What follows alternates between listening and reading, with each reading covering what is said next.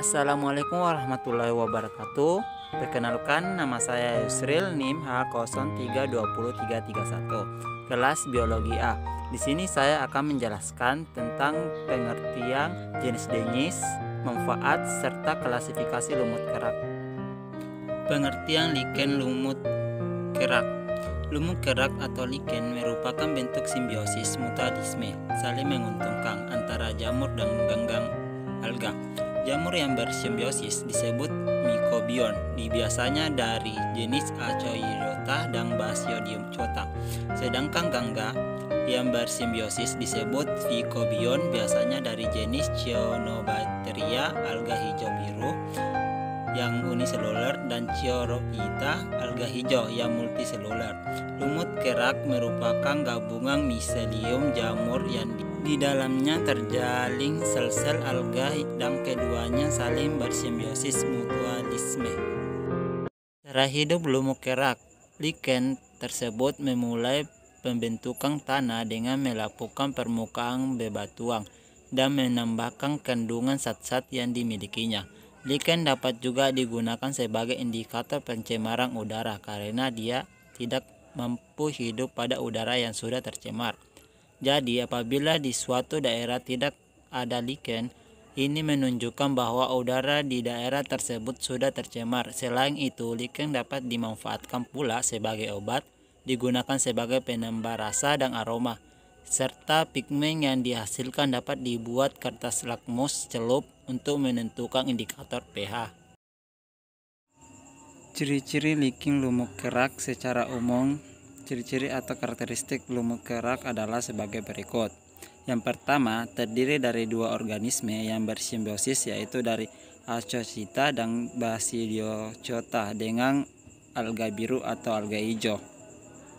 Kedua, habitat lumut kerak biasanya pada pohon, di tanah, batu karang.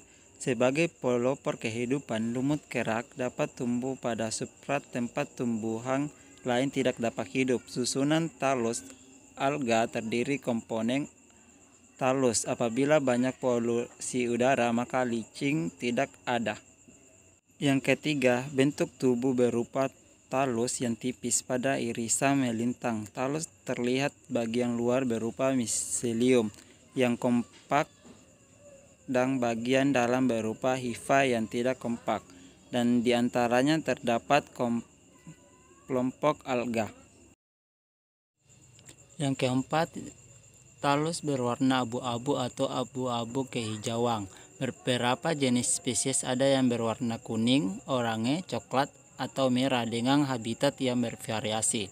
Yang kelima, secara garis besar, susunan anatomi lichen dibedakan menjadi 3 lapisan, yaitu lapisan luar atau kontras mengandung sel-sel jamur, lapisan gonidium, lapisan yang mengandung alga, dan lapisan umpulor, lapisan yang mengandung sel-sel jamur yang tidak rapat untuk menyimpan cadangan air dan tempat perkembangan biakan. Yang keenam atau yang terakhir, siklus hidup dari lichen itu sangat mudah. Dia dapat tahan terhadap kekeringan dalam kurang waktu yang lama. Lichen menjadi kering disebabkan panas terik matahari, kemudian hidup lagi setelah turun hujan. Jenis-jenis lichen lumut kerak. Berdasarkan bentuk talusnya, lumut kerak dibedakan menjadi 4 macam, yaitu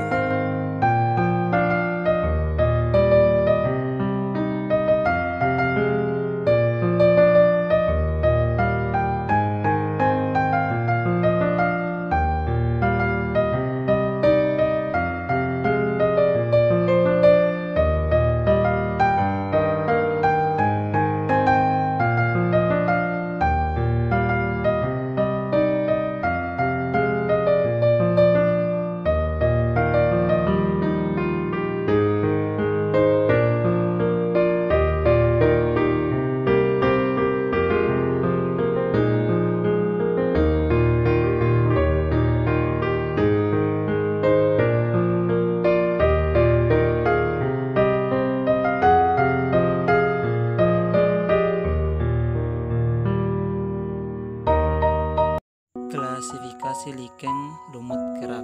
Lumut kerak dapat diklasifikasikan berdasarkan habitat, jenis jamur, tempat biogenesis, struktur talus dan distribusi komponen alga di dalam talus.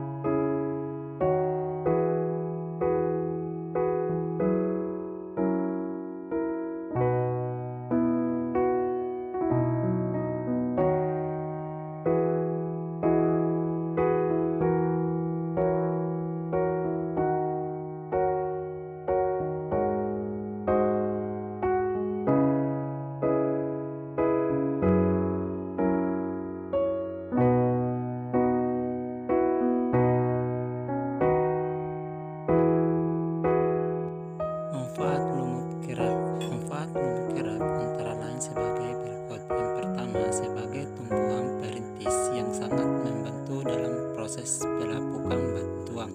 Yang kedua, di bidang industri sebagai bahan penyemak kulit, bahan pewarna, dan bahan kosmetik. Yang ketiga, menyerap sulfur dioksida yang merupakan komponen pencemaran udara sehingga lichen dapat dijadikan petunjuk adanya polusi udara.